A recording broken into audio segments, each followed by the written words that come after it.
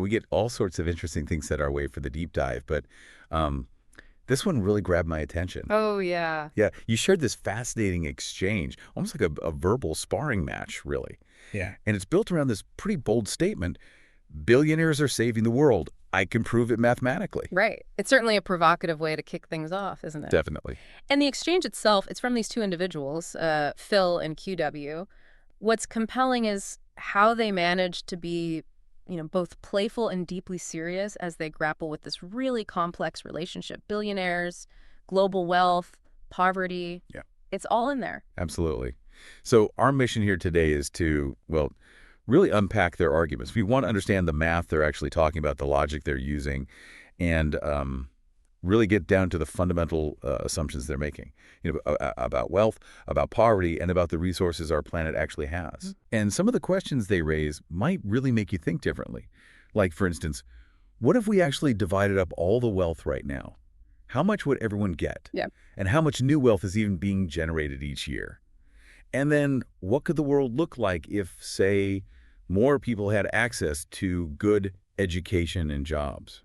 It definitely challenges a lot of the common narratives we often hear, doesn't it? It does. There's a sort of standard way of thinking about wealth and poverty, and this exchange offers a really different, maybe even uncomfortable angle sometimes. So where does this intellectual boxing match actually begin? Well, it kicks off with Phil's statement, right? That really confident assertion. The billionaires are saving the world. I can prove it mathematically.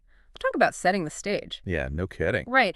And QW's immediate reaction is probably, well, what many of us would feel, a pretty healthy dose of skepticism. Uh-huh. She brings up the sheer concentration of wealth in just a few hands, the possibility of exploitation within our economic systems. Right, the systemic issues. Exactly. And she argues that real lasting change needs a fundamental shift in how wealth is distributed, not just, relying on the goodwill or philanthropy of the super rich. She doesn't really mince words, does she? Pointing out that sometimes the actions of the wealthy might serve their own financial interests more than actually tackling societal problems. Mm-hmm. But what I found intriguing was Phil's response to this initial pushback. He just says, almost cryptically, remember that answer at the end of this debate. Oh, interesting. Like a little breadcrumb trail. Yeah.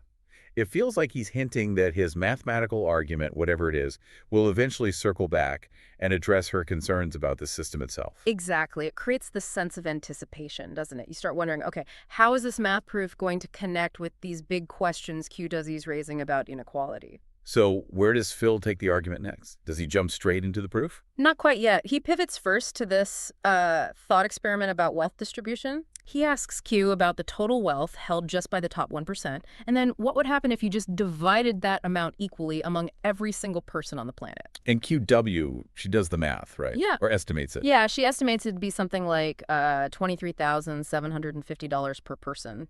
Ish. Okay, $23,750. Then Phil takes it a step further, I remember. He asks about the total global wealth, not just the top 1%. Right. And if you divide that total sum, which is around $480 trillion, Wow. it comes out to roughly $60,000 per person. 60,000. Okay. Now, what's really interesting is that on this point, both Phil and Q seem to land on the same conclusion. They do. They both kind of agree that even this massive, purely theoretical redistribution, well, it wouldn't be a long-term fix for global poverty. Right. It might give a significant, maybe life-changing temporary boost for many people, sure, but it doesn't really tackle the underlying reasons why poverty exists and, persists. That's a really key insight, I think, for anyone listening. What this thought experiment really highlights is that simply carving up existing wealth, well, it sounds like a quick fix, maybe. Yeah, sounds easy. But it doesn't address the actual mechanisms that create wealth and poverty in the first place. It's a bit like giving someone fish for a day versus teaching them how to fish. Exactly, giving them the tools and opportunities. Okay, so after that thought experiment, where do they go? Then they shift focus again. This time they look at how much new wealth is created each year. Phil asks about the total global wealth production, or GDP, I suppose, in 2024. And that number is just huge, isn't it? It's enormous, around $107 trillion. $107 trillion in 1 year. Okay. So from there, they calculate the per capita annual wealth generation, and then they estimate what that would translate to for, like, a family of four. Right, and that works out to roughly $53,500 per family per year or what is that, about $4,460 a month? Something like that, yeah. And this is where another really thought-provoking point comes in. Right. Phil suggests that if you consider purchasing power parity PPP, Mm. like in a country like China, Uh-huh. this level of income could actually represent a fairly high standard of living. Right. That's a crucial concept, the PPP. Think of it this way, like $100 might buy you way more stuff, groceries, services, whatever, in a place with a lower cost of living, maybe somewhere in China, compared to, say, New York City. Sure, makes sense. So PPP tries to adjust for those differences.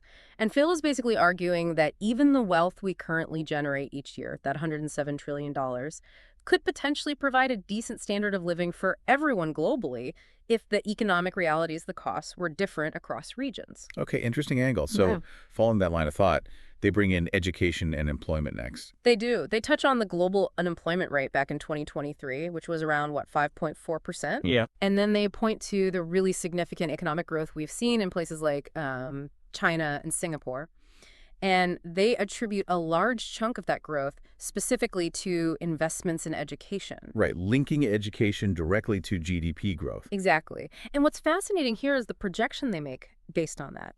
They estimate that if, a large portion of the global population had access to quality education, and if we could somehow achieve near zero unemployment, well, the global GDP could potentially increase by a staggering 50% to 100%. 50 to 100% increase. That's it. And they say, okay, let's just take the more conservative estimate, the sort of worst case scenario in their model. Okay, the 50% increase. Yeah. Even that could push the estimated annual income per family up to around $7,000 per month. $7,000 a month per family globally. Potentially. And Phil reiterates his point. Using that China PPP benchmark again, he argues this income level could potentially provide a very good quality of life for families pretty much everywhere. It paints this picture of a future with, significantly improved living standards, all driven by education and employment. It's certainly an optimistic vision. Yeah. I mean, a very appealing one.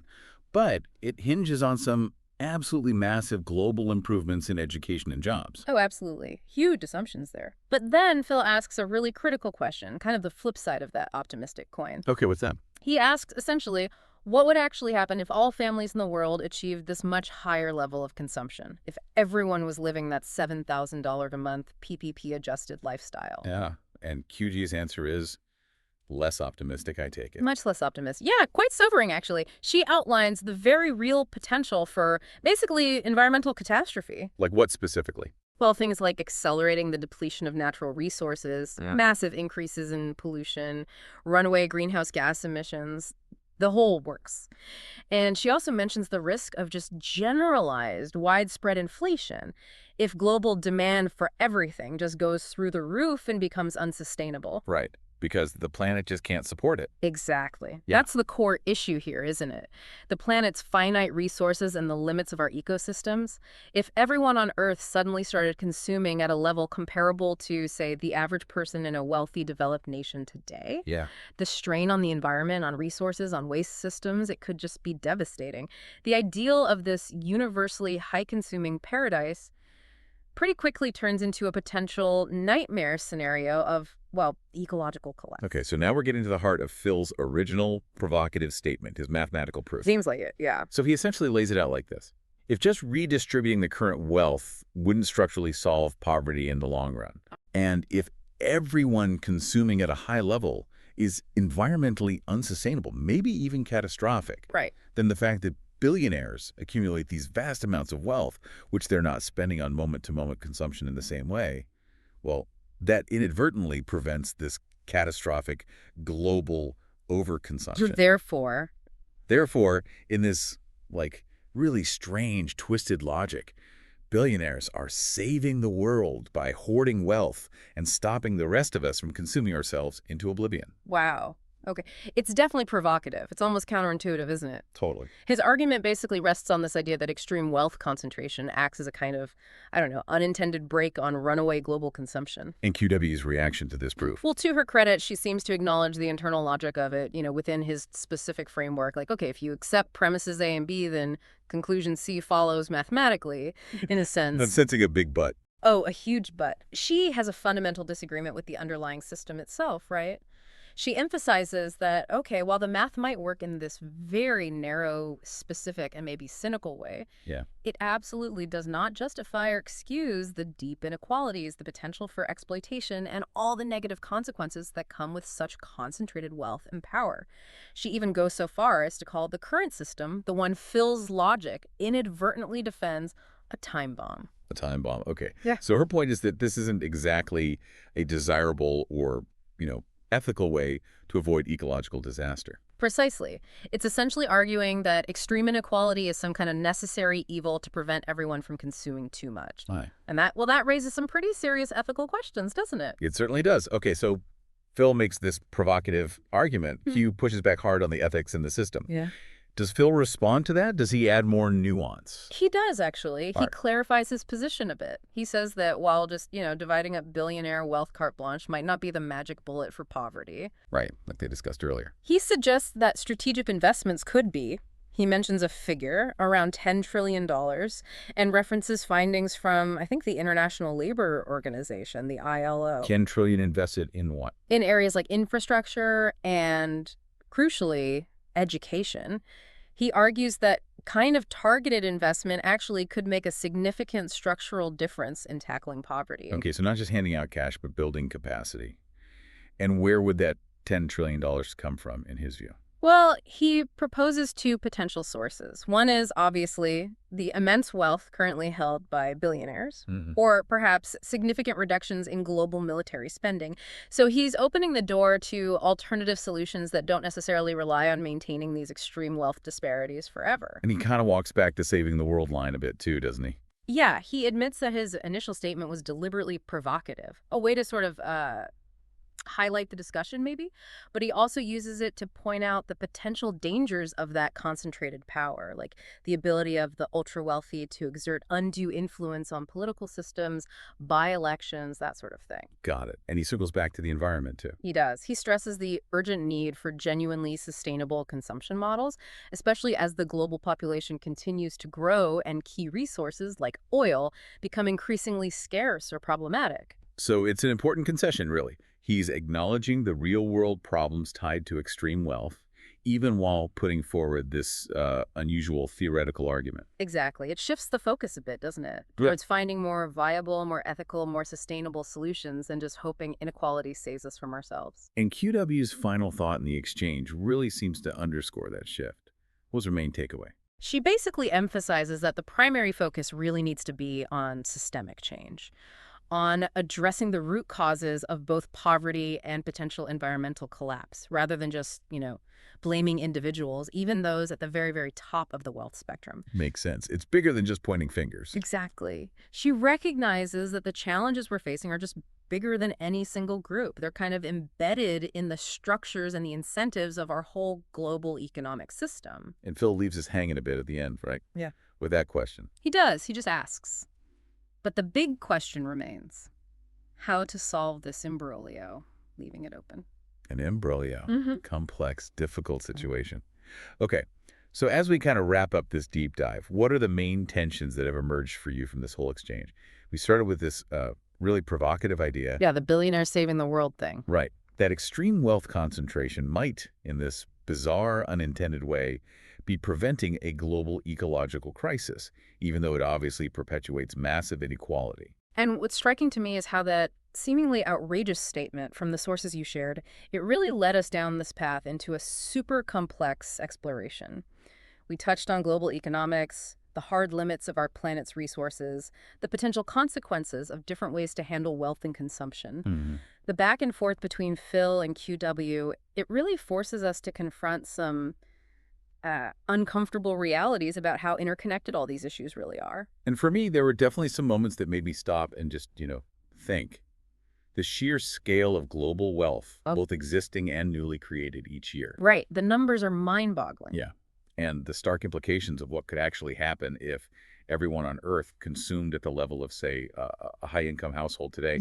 Those were real eye-openers for me. And it's crucial to recognize, I think, that this deep dive doesn't really provide any easy answers. It wasn't meant to. No, definitely not.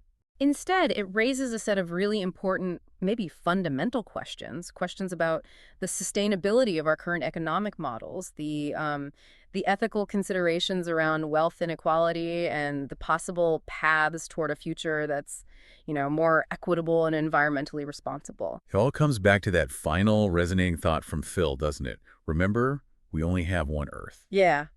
It's such a powerful, simple reminder that underlies this entire complex debate. So what's your final takeaway for our listeners as they continue to mull this over? Hmm.